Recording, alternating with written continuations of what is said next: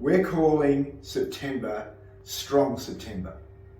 And today I want to talk about 5 essential movements that we all must train to be strong, to be independent and pain-free and get through our day the best way we can.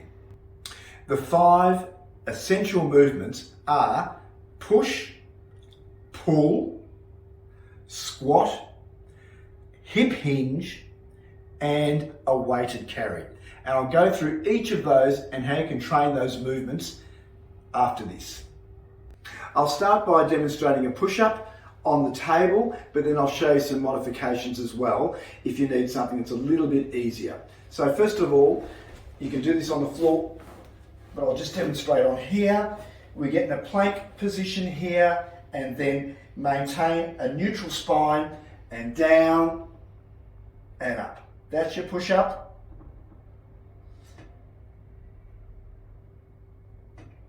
And if we want to make that a bit easier, we can do it off our knees.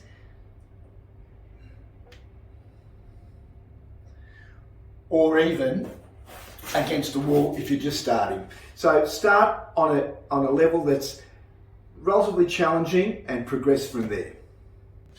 The next movement variation is a pull. So I'm using a TheraBand here. You can use other equipment if you wish, but you stand with the arms extended, with a bit of tension in the band, engage the core and just pull back, keep the shoulders down and keep the elbows tracking directly backwards. Really feel the shoulder blades squeezing together as you pull the arms back. The next movement is your squat, which is a great exercise for balance, for developing your quads and your glutes, but also important in functional movements, getting out of bed, getting out of the car, getting off a chair. And the way I teach this is using a chair. So we just imagine we're sitting back onto a chair. Our feet are just comfortably apart, a little bit rotated outwards. And so what I want you to do, just imagine you're sitting back. So sit back, just lightly touch the chair and up. And on the way up, just feel you're squeezing your glutes and really tightening up into extension. Do that again, down and then push up. So it's an athletic movement where you're activating your glutes and your quads. Now if that's a little bit hard, you can do a modified one. Don't go down as far. Still use your chair as your guide. Just go down and then push. So find that level that you can do comfortably. The next movement, which is very important, is a hip hinge. You know, how do we get down to pick things up off the floor? We have to hinge our hip effectively.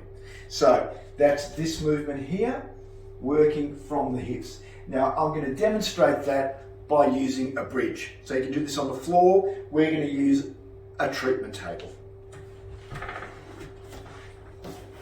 So laying comfortably, your hips and knees just at that position there. Do a little bit of a posterior tilt of your pelvis so we're not arching our back too much, and then push down through our feet and lift. And you should feel your glutes working hard, bit of hamstring as well. Hold that and then down.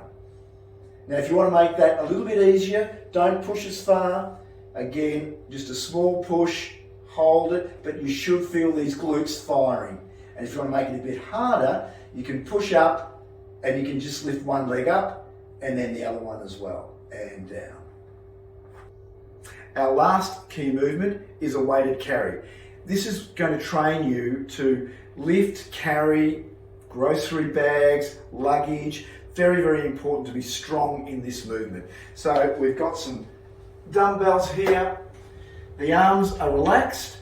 We can just feel that weight as we go, and then we're going to walk with that. Just walking normally with that weighted carry. The arms are relaxed, but I'm working pretty hard here and my whole core is getting a great workout. And that's the weighted carry.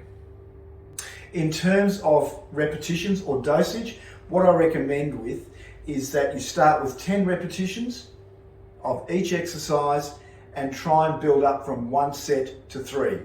Then you can actually make it a little bit more complex and harder. In terms of the weighted carry, I just walk a predetermined distance, 10 or 20 meters, and build the repetitions from there. So if you have any questions about these exercises, feel free to comment to us or contact us in our rooms, and we'll get straight back to you. Thanks.